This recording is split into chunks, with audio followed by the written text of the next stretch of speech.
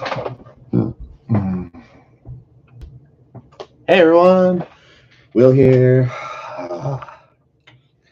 Well, it is a start of an era. I this is the first video for my channel, and let's get that down there a little bit. Yeah.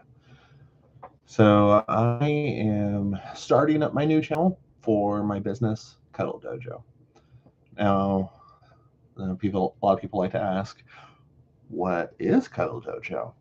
And no, I don't sell cuddly things like blankets and stuff. No, I am a martial artist and I am a certified cuddle facilitator and cuddle therapist. And together with that, I have put it together to be a new part of my art, and my business for it is Cuddle Dojo. So that said, what do we do at Cuddle Dojo? So I have learned a lot through cuddleparty.org and cuddleist.com and gotten my certifications from them, and for doing cuddle party workshops and doing one-on-one cuddle therapy with clients. And there's something that I've learned about the world, and it was something that started with me. I was so lonely. I didn't know what I was missing. I didn't know how to connect with others. And quite frankly, I didn't understand what boundaries were and the power that they hold. But through my life, had a lot of hard lessons in the school of hard knocks, as they call it. And I finally came across Cuddle Party. And I went to my very first cuddle party, and despite what people think of it just being like, oh, it's just a party for cuddles, no.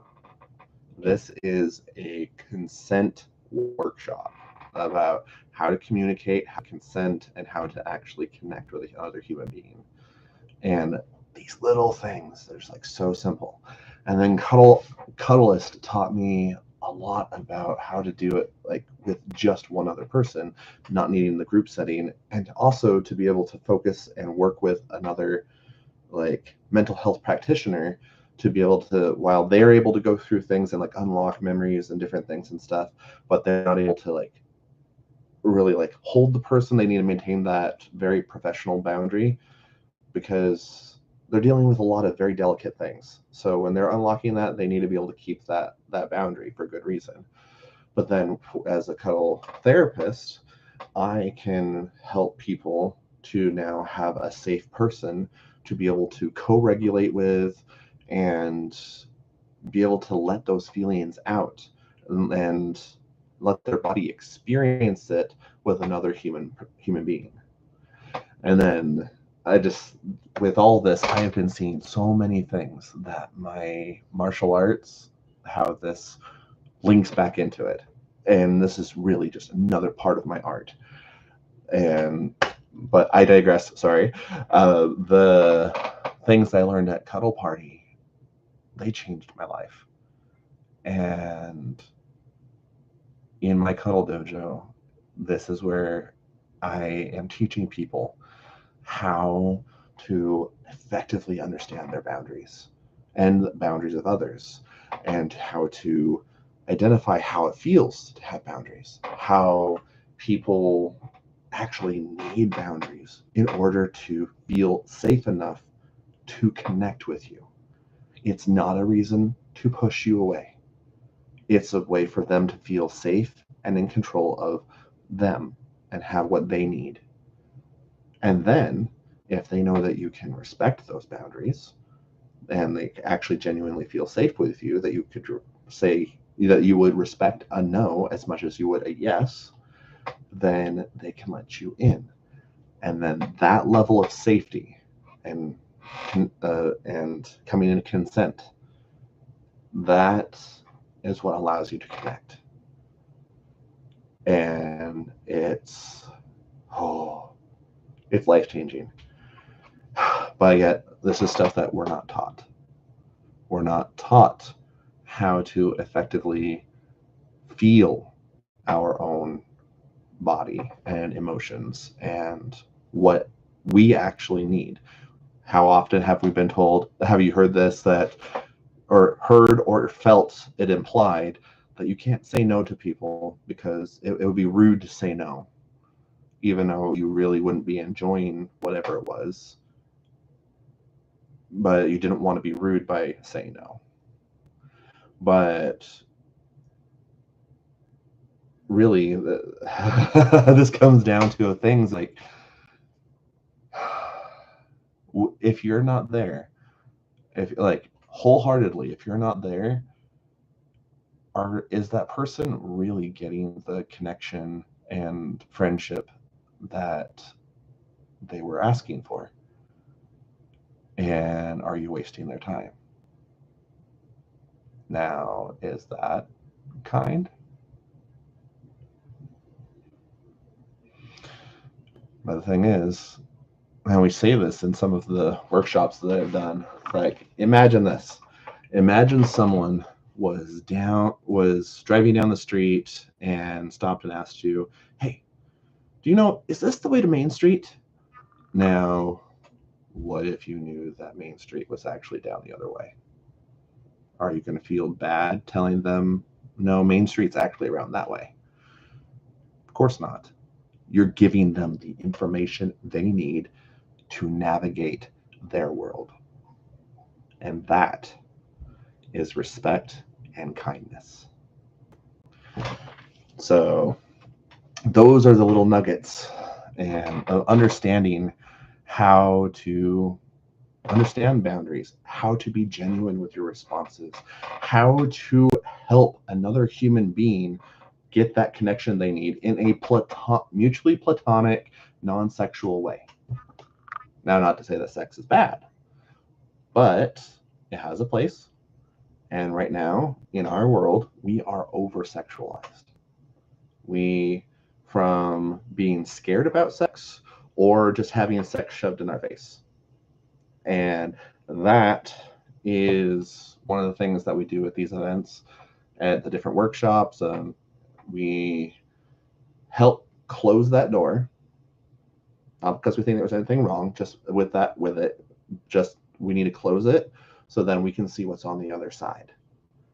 And then once we've calibrated to this other side, then we can let that door open, but make a choice to open it, not feel compelled to open it. That's the difference. And then now you have a whole other set of colors to paint with. That's really what it's all about. And the things that we've learned, and I am so excited to help teach people through my workshops, through my classes, through these videos, is just, there's just so much, so much little details, yet they're so simple, but we're not taught them. In fact, in a lot of ways, we're actively not taught them, or taught not to follow them. And that is one of the things that has led to what the United States Center for the CDC has said, or they dubbed the sorry, I get tongue-tied, I get excited. So what they have dubbed as the loneliness epidemic.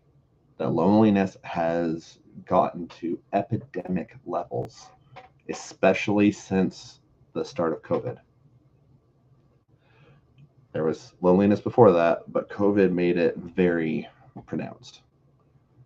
And people don't know how to connect. People don't know how to communicate, and people don't know how to respect, let alone respect boundaries.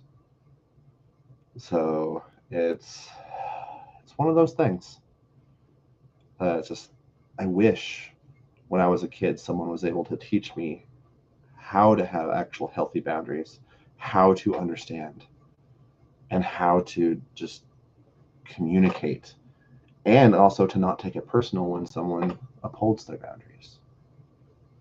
That was another one. It always felt like someone was pushing me away. But what it really was them trying to feel safe and to know that I would honor their no. And I really wish that was taught to me. One of the things that I've learned about myself as I've been going through a lot of this is that I am very much neurodivergent. I don't know the exact whatever classification you want to call it, but there is mixture of PTSD, there's a mixture of ADHD, and lots of different things. But as I've been going through this, I have been figuring out I really needed someone to teach this stuff to me in a kind and guided way. So, that said, now that I've learned some of these things, and by the way, I'm always continuing to learn my practice, my art, better and better as years go by. But now that I've gotten at least this semblance of some like foothold, I want to share that with others. And I have been sharing that with others. And to see the light bulbs go off, that is what my Cuddle Dojo is here for. So, if you want to hear more, please like this video, share it with others, subscribe. And if you would like to support my movement, I have a Patreon, patreon.com/Cuddle Dojo, and I have different tiers of support. And I'm here in Clearfield, Utah. So if you're nearby, I would love to see you at one of my events. So please shoot me a message and share. And the next video, I will go over some of the science of connection. But I'll leave it at that for now. Thank you for joining me. This has been Will here at Cuddle Dojo, and I can't wait for what's to come. Bye, everyone.